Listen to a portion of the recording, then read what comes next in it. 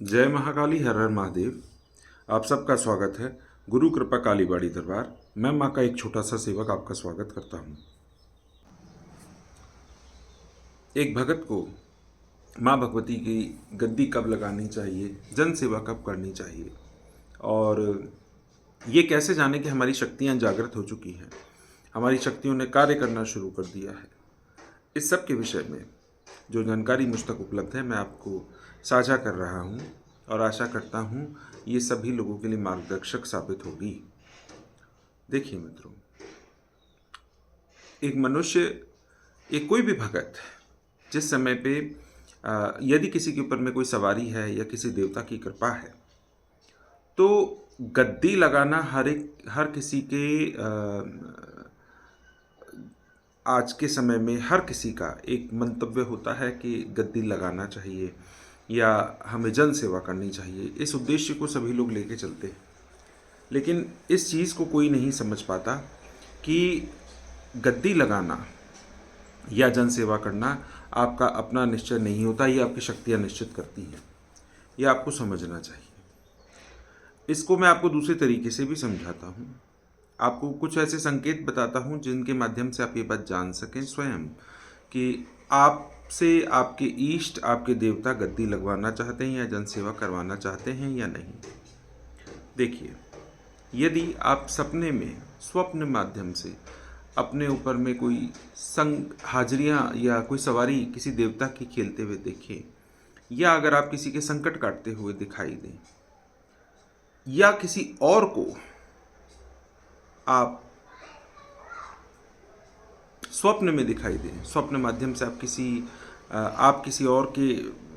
आपने नहीं जाना है लेकिन कोई और व्यक्ति जो आपसे जुड़ा हुआ हो, यदि आप उसको दिखाई देते हैं और उसके संकट काटते दिखाई देते हैं, आशीर्वाद देते हुए मुद्रा में दिखाई देते हैं, या फिर देवी देवता स्वप्न माध्यम से आपको खुद ये बात आके बता के जाएं, या फिर सवारी के समय कोई व्यक्ति इस प्रकार के वचन करे, या कोई शक्ति किसी और के माध्यम से या आपके गुरु के माध्यम से इस प्रकार के वचन सवारी के समय पे करें, तब आपको ये बात समझ लेनी चाहिए कि आपको गद्दी या जनसेवा करनी ही पड़ेगी। इसके क्या लक्षण होते हैं दूसरे तरीके से मैं आपको उसको वो भी समझाता हूँ। जिस समय पे आपका पूजन पाठ का जो स्तर होता है ये बहुत ज़्यादा जिस समय बढ़ जाए और आपके शरीर में, आपके क्रोध में उग्रता यदि बहुत ज़्यादा प्रचंड हो जाती है, ये ऊर्जा किसी विशेष दिन, विशेष समय पे बहुत ही ज़्यादा प्रचंड और उग्र रहती है, या फिर आपके कहने मात्र से किसी के भी कोई कार्य होने लगे, या आपके बिना कहे आपके यहाँ जो आपके पूजा पाठ का जो स्थान है या आपका जो मंदिर है उसमें यदि कोई मन्नत मांगे तो वो पूर्ण होने लगे, या आप जैसा चाहो उस तरह से किसी भी जन समुदाय का भला होने लगे, तो वो भी एक बहुत बड़ा संकेत होता है कि आपको जन सेवा करने की तरफ आपके देवी देवता लेके जा रहे हैं। इसमें जो लोग मूर्खता कर जाते हैं या गलतियां कर जाते हैं उसका भी एक बहुत बड़ा उदाहरण मैं आपको देता हूँ। देखिए, कई भक्त आज के समय में जो कि गुरु गद्दियों पे बैठे हैं, सिर्फ एक लाभ के चलते आपको इस तरह से मिसगाइड भी करते हैं कि आपको गद्दी लगानी चाहिए या जन सेवा करनी चाहिए। मैं आपको एक इसका बहुत बड़ा खामियाजा बताता हूँ। यदि आपका जो पूजन पाठ का स्तर है या आपके देवताओं की जो इच्छा है, यदि वो उस तरफ नहीं है कि आप कोई भी जन सेवा करें, और यदि उसके बावजूद भी आप जन सेवा करते हैं तो उसके भयानक परिणाम देखने के लिए मिलते हैं। आपका घर बर्बाद हो सकता है,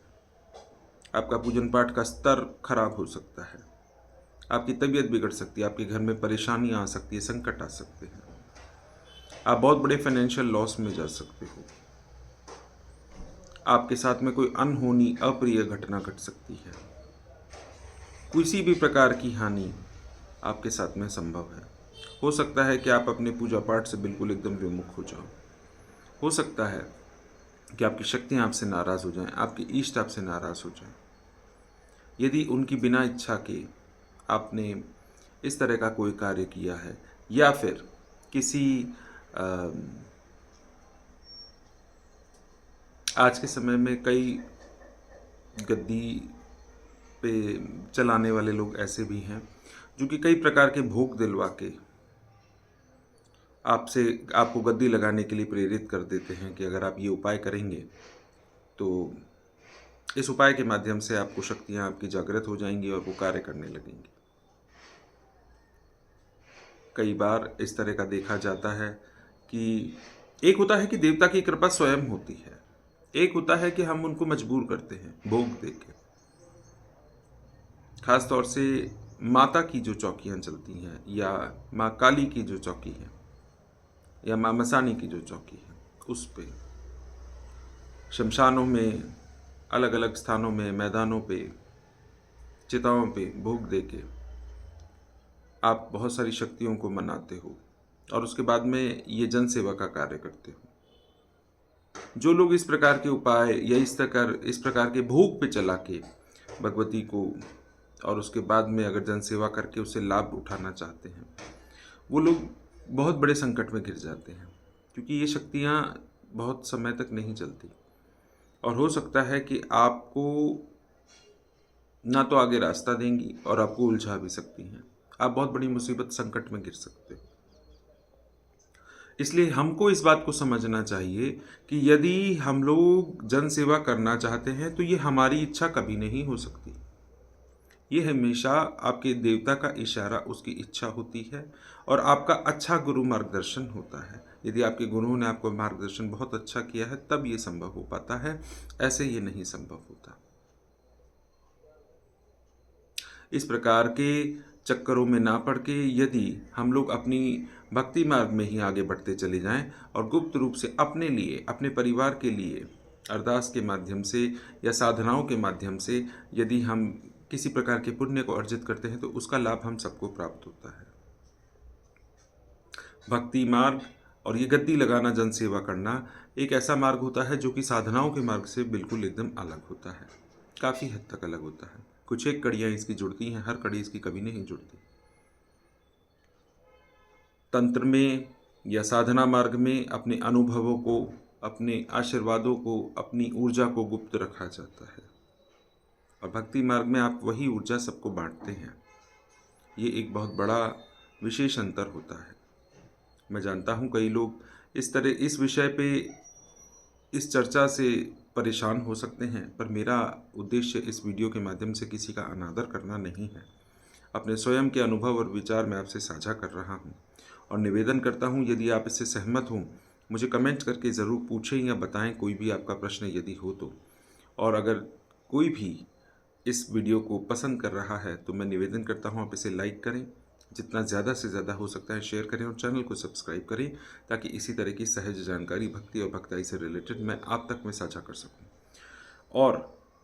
कोई अगर भटक रहा हो तो उसे रास्ता दे सकूं। जय महाकाली, हर हर महादेव।